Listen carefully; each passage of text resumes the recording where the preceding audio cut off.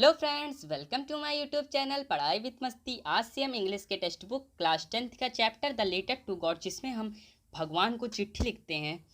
चलो फिर इस चैप्टर को स्टार्ट करते हैं। एक वैली के बगल में एक घर था जो सारी घाटी में अकेला ही था। एक छोटी पहाड़ी की चोटी पर स्थित था। इस ऊंचाई से व्यक्ति अपने नदी और पके हुए अनाज को देख सकता था। जो हमेशा की तरह अच्छी फसल की आशा, जो लांचो था वो हमेशा की तरह अच्छी फसल की आशा बांधे हुए थे। धरती को यदि जरूरत थी तो केवल बौछार या कम से कम धीमी वर्षा की। सारी प्रातः लैंचो अपने खेतों को अच्छी तरह से जानता था।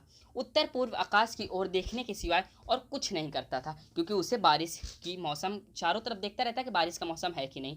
एक दिन वो अपनी प्रिय पत्नी से अब वास्तव में हमें कुछ पानी मिलेगा। महिला जो भोजन बना रही थी उसने उत्तर दिया, यदि भगवान ने चाहा तो मिलेगा।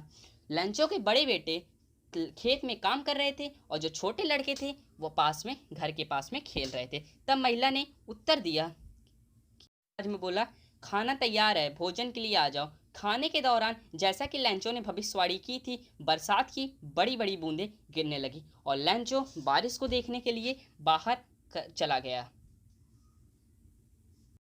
बाद लैंचो को उत्तर पूर्व में बड़े बड़े पहाड़ जैसे बादल आते हुए दिखाई दिए। हवा में ताजगी और भीनी भीनी सुगंध दिखाई दी। लैंचो बाहर चला गया। इसका कारण था कि वह बारिश को अपने शरीर के अनुभव से आनंद लेना चाहता था। जब वो घर लौटा तो उसने चिल्लाकर कहा, सुनो सुनो, यह आकाश से गिरती हुई बूंदें नहीं हैं, ये तो नए सिक्के हैं। मतलब बड़ी बूंदें 10 सेंट के सिक्के और छोटी बूंदें 5 सेंट के सिक्के। इसी जो बारिश थी बहुत दिनों बाद आई थी, इसलिए लैंचो ने उसे कंपेयर किया अपने जो वहाँ की रुपीस थी, मतलब 5 सेंट 10 सेकंड, उससे तुलना किया। उसके बाद एक संतुष्ट भाव से उसने अपने पके अनाज को खेतों में वर्षा के चादर से ढका हुआ। बारिश इतनी हुई थी कि जो उसकी पूरा जो खेत था वो वर्षा से ढका हुआ था। परंतु इसके बाद अचानक तेज हवा चलने लगी और बरसात के साथ साथ बहुत बड़े बड़े ओले गिरने लगे। यह सचमुच नए चांदी के सिक्कों के समान था। लड़के मतलब जो लैंचो था उसको लगा कि अभी बारिश कुछ देर में बंद हो जाएगी, मतलब जो ओले हैं वो कुछ देर में गिरने बंद हो जाएंगे, लेकिन ऐसा नहीं हुआ था। और जो लड़के थे उन पर जमे हुए जो मोतियाँ थी, मतलब जो बर्फ थी, उसे इकट्ठा करने के लिए वर्षा में भागने लगे। अब वास्तव में बुरा हो रहा था। लैंचो ने जैसा कि सोचा था कि ओले कुछ देर में शीघ्र बंद हो जाएंगे, लेकिन ओले जल्दी नहीं रुके। 1 घंटे के अंदर ओले मकान, बाग, नदी, खेत जितना था, पूरी जो अनाज था उसे अपने चादर से ढक दिया। पूरा खेत सफ़ेद हो गया, मानो नमक से ढक गया। जैसे नमक से पूरा सफ़ेद सफ़ेद ढक जाता है, वैसे लैंचो को लग रहा था पूरा ढक गया है। इस पर एक भी पत्ता नहीं रहा। अनाज पूरी तरह से नष्ट हो गया। पौधों से फूल झड़ गए। लैंचो की आत्मा उदासी से भर गई। जब तूफान रुक गया तो उस समय खेतों के बीच में खड़ा हुआ और अपने बेटों से कहा, एक टिड्डी का प्रहार जब आता है तब भी इतनी अधिक फसल नष्ट नहीं होती, कुछ फसल बच जाती है। मतलब यहाँ टिड्डी जो होती हैं वो झुंड में आती हैं, अटैक करती हैं आपकी फसल, और करोड़ों की झुंड में आती हैं, आपकी सारी फसल को नष्ट कर देती हैं। लेकिन इन ओलों ने कुछ भी नहीं छोड़ा। इस साल हमें अनाज नहीं मिलेगा, अब हम क्या करेंगे। वह रात बहुत दुखद भरी थी। हमारी सारी मेहनत बेकार चली गई थी। कोई नहीं जो हमारी सहायता करे। इस वर्ष हमें भूखा ही रहना पड़ेगा, यह लैंचो ने कहा। लैंचो ने कहा था इस वर्ष हमें भूखा ही रहना पड़ेगा।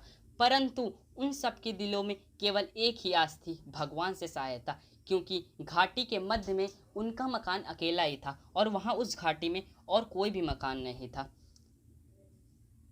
तक लैंचो कहता है तेज आवाज में, यद्यपि इतना परेशान मत हो, प्रतीत होता है कि यह सर्वनाश है। याद रखो, भूख से कोई नहीं मरता। तब तक उसकी पत्नी कहती है, काश ऐसा ही हो।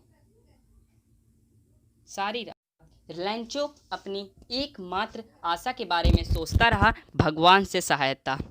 लैंचो जो था वो मनुष्य था, मनुष्य होते हुए भी एक बैल था। ये बैल नहीं कि वो बुद्धू था, बेवकूफ़ था। यहाँ पे बैल का मतलब जो बैल इसमें यूज हुआ है, उसमें बुक में देखेंगे, जो बैल है अर्थात वह एक मेहनती था जो खेतों में एक पशु की तरह काम करता था। लेकिन रविवार को सवेरे वह एक पत्र लिखने लगा जिसे वह स्वयं शहर जाकर डाक में डालेगा। यह भगवान के नाम एक पत्र से कम नहीं था।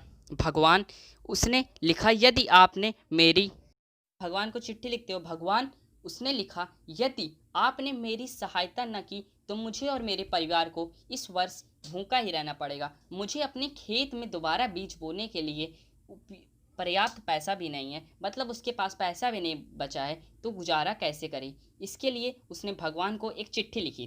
पैसा नहीं था इसलिए उसने भगवान को चिट्ठी लिखी। लिफाफे पर उसने भगवान के नाम का पत्र लिखा।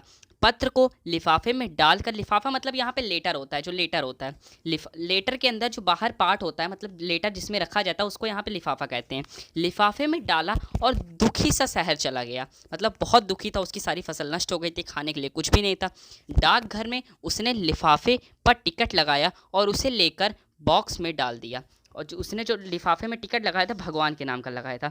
एक कर्मचारी जो डाकिया था और डाकघर के कार्य में भी सहायता करता था, अपने अफसर के पास हंसता हुआ गया और उसे भगवान के नाम का पत्र दिखाया। अपने पोस्टमैन के रूप में सारे सेवा काल में, अपने जितनी भी आज तक उसने लेटर डाला था, उसमें कभी ऐसा पता नहीं देखा जो भगवान के पास जा रहा हो। डाक एक मोटा हंसमुख व्यक्ति था, वह भी जोर जोर से हंसने लगा। तो चलो फ्रेंड्स, इसके बाद का बाकी जो दो हुआ है उसे हम अगले वीडियो यानी पार्ट सेकंड में कवर करेंगे। तो thanks for watching this video and watch all